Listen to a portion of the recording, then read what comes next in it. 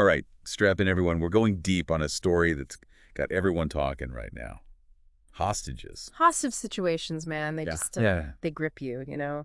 The tension, the uncertainty, the families waiting, hoping. It's just raw human drama. And this one, well, this one's been making headlines all week. Hamas, the Palestinian group, has released 2 Israeli hostages, Avera Mengistu and Hisham al-Sayed. Been held captive for years.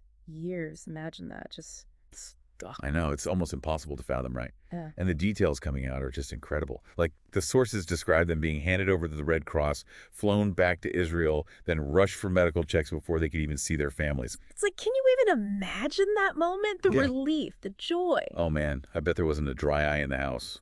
But, and this is where things get even more interesting, there are 4 more Israeli hostages that are supposed to be released later today. Part of a bigger deal, a trade, you know?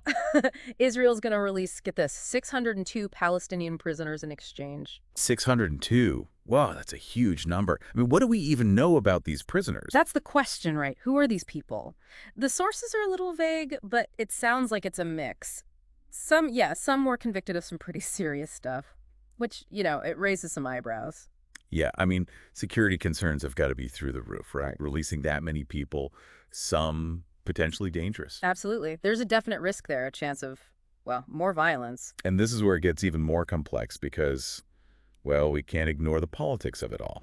This whole thing is like this massive balancing act, right? Weighing human lives against security, against politics.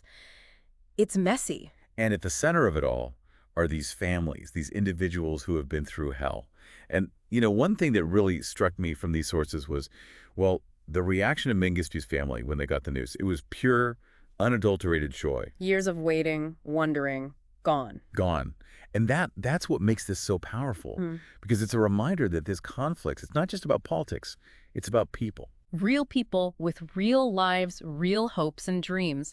And this exchange, as amazing as it is for those 6 families, it throws a spotlight on the immense pain and longing for peace on both sides. So, okay, we've got this exchange, huge stakes, potential risks, and a whole lot of questions.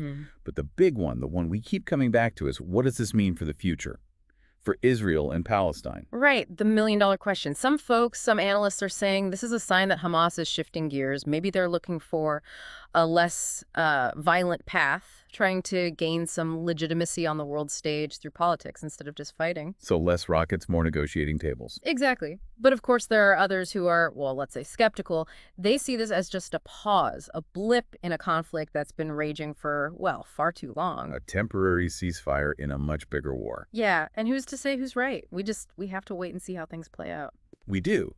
But even with all the uncertainty, it feels like this exchange, this moment, it deserves our attention. It deserves us to really grapple with the complexities of this conflict. So as we all process this news and keep learning about the Israeli-Palestinian conflict, here's something to think about. Could this, despite all the risks and all the baggage, could this be a first step towards a real dialogue? A flicker of hope in a seemingly endless cycle of violence? What do you think?